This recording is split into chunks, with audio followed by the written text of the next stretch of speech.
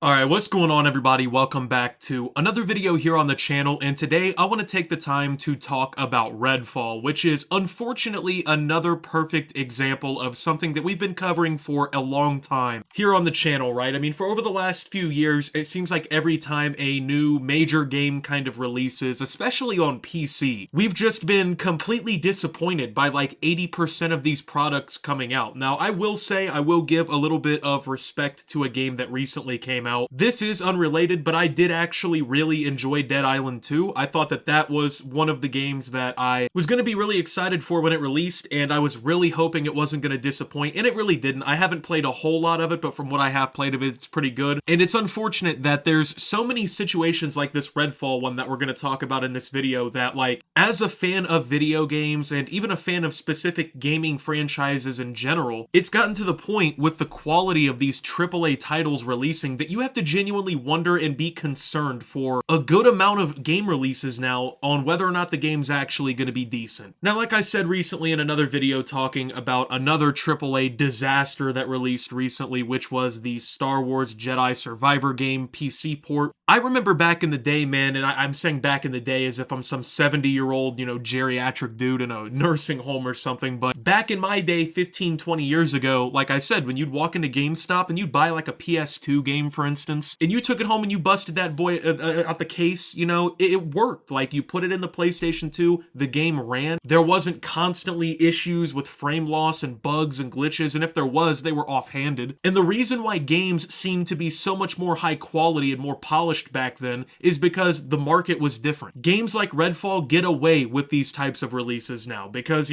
people will still pre-order and buy the game. So Redfall, if you haven't been really kind of paying attention to the recent game releases, is a shooter game developed by Arcane Studios and published by Bethesda Softworks. Now, this game takes place on the island town of Redfall, Massachusetts, and basically the plot is like some vampires show up in the world and kind of like start fucking everything up, and the entire game plot is basically you unraveling the mystery of like how the vampires got on the island, exactly what caused this whole situation. It's supposed to be like some sort of like vampire mystery shooter game, and the setting itself, right? Like, when you hear that, at least me, that sounds really cool, right? Like, I'm a fan of Bethesda games in the past. I mean, the Fallout series in particular, I've really enjoyed. Elder Scrolls is also really good. And they've even had other standout games that I've even enjoyed on the side too. So that's why it's so disappointing to see a game like Redfall pop up out of the woodworks, with their name attached to it, because Bethesda is so hit or miss. Like, they'll either release a really good game and it actually works at least somewhat okay, or they just release steaming piles of dog shit that just flop and don't work. There's not really any in between, it seems like. And unfortunately, Redfall is an example of them just completely flopping. I mean, you look at the reviews for this game and see what people are saying when they've played it, right? And people are tearing this game to shreds. Now, first and foremost, once again, in the last few years, video games have gotten more expensive. Like, they used to just be straight up $60. Now they've moved that price tag up to $70 for like the standard version of most AAA titles, right? So they are charging more of a premium for video games because, I guess from their logic, obviously, money's inflated a lot more since the $60 price tag was put in place. It's becoming more expensive than ever to create video games on these scales because of all of the manpower you need, all the technology you have to purchase, all the knowledge you have to invest into, right? So when it comes down to it, they try to charge more for games like this. And I don't understand how games like Redfall can reasonably, justifiably be charged $70 for. I mean, first and foremost, one of the biggest things out the gate, major performance issues. I mean, people are reporting, regardless of basically what specs that they have, that this game runs like complete shit. I mean, there's people out here,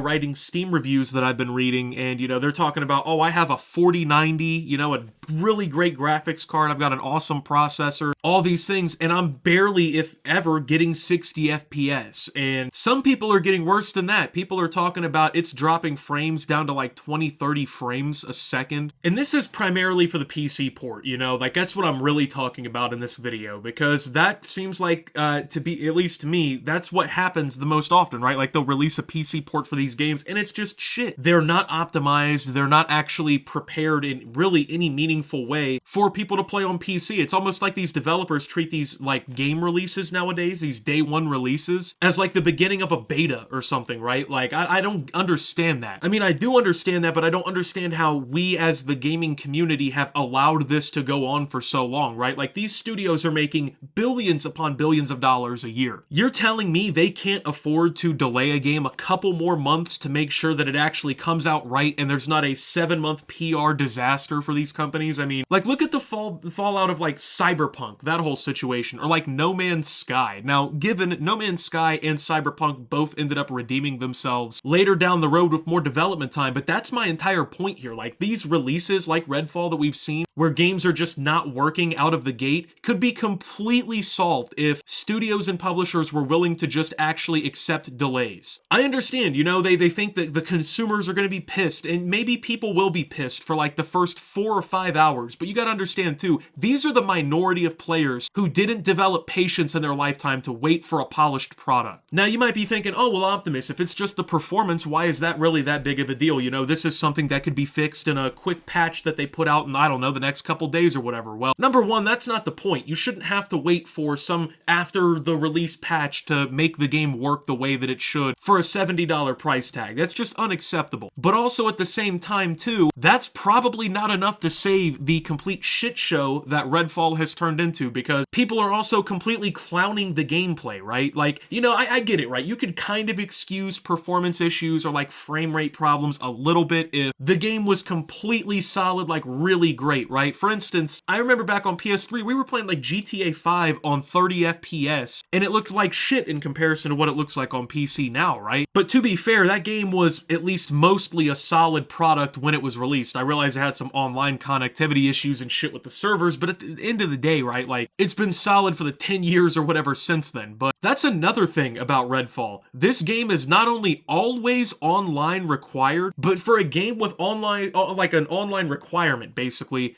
the online is fucking destroyed. It barely, if at all, works. People are reporting that they can't even invite their friends for simple co-op. If they do, you know, people are getting dropped out of games. There's connectivity issues, even when you're playing solo, which is horrible for a game where you have to be logged in to fucking play. Which, by the way, can the gaming industry stop trying to do this with games? Like, dude, people hate this shit, and rightfully so. You should not have an online requirement for a video game. If I'm playing a single-player solo game by myself, there is absolutely zero reason why I should have to connect to your servers. That's just fucking stupid. I hate that. But for a game that has that requirement to not even have really functional multiplayer is just fucking pathetic. And once again, this isn't also like, this is like a 3-man team developing a game with a basic Unity license, right? This is like a AAA publisher with a very reputable studio. I mean, Arcane are known for making some very well-polished, very good games. I mean, for instance, these are the people who made the Dishonored franchise. They made Prey. They made Wolfenstein, Youngblood, and Cyberpilot, actually. And they also made Deathloop, which came out a couple years ago, too. So, like, this is a team that actually has a solid reputation. These people know how to make video games. These people have made very successful products. Even Deathloop was semi-successful. I mean, it wasn't the biggest game of all time, but it got decent reception and a lot of people enjoyed it, myself included, of the little amount of it I did play. So people were just kind of blindsided by this situation, and just to kind of give more of, I guess, details about this whole like gameplay issue that the game has, not only is there like performance issues, but this story-driven game where the whole purpose of the game is to basically play through this story, people are saying the story is fucking horrible. Now, it'd be like if McDonald's made just the worst hamburgers you've ever tasted in your life, right? Now, some people might say that's the case, but I mean, they are like basically feeding a third of every Americans or something ludicrous every single day, something ridiculous, right? But that's what I'm saying, right? Like, that's what's crazy about this. Like, you're gonna build a story-driven game. You're gonna put this out as a game where you're just trying to play through this plot, and even then, like, you can't really get people enthralled. You can't make a good enough story that people want to play through it and enjoy it. So what exactly is the saving grace of this game? What is the purpose of loading this on your computer? It doesn't perform well, the story's garbage, the gameplay itself is weak according to the people playing it. People have been complaining about the AI in the game, which I guess to them they say are uninspiring. It doesn't really pull you into the world at all, which is insane because this is an open world game. And speaking of that open world game, to just throw salt in the wound more, the open world is apparently so empty that players were just vastly disappointed by the lack of shit to do and the lack of shit to interact with. That should not be the case. If you're going to develop an open world game, You have to make sure you populate the world with shit that people can do and experience and interact with. You know, if I'm loaded into a world and there's 3 entire things I can do on the whole map,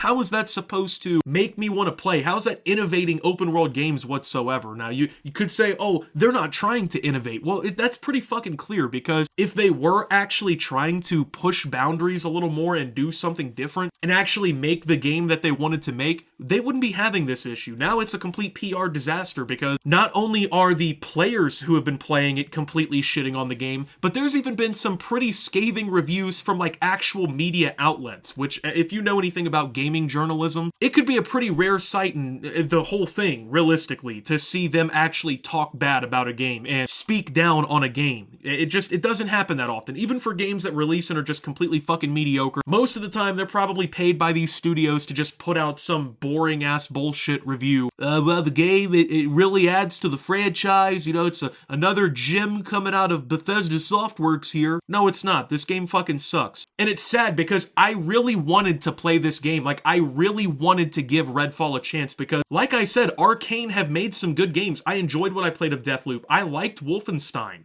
These guys know what they're doing, and like Bethesda has produced some of my favorite games and franchises of all time. So, I mean, I was in for it, you know, but I'm one of those people that just because of now all these AAA releases we've seen over the last few years, I am now extremely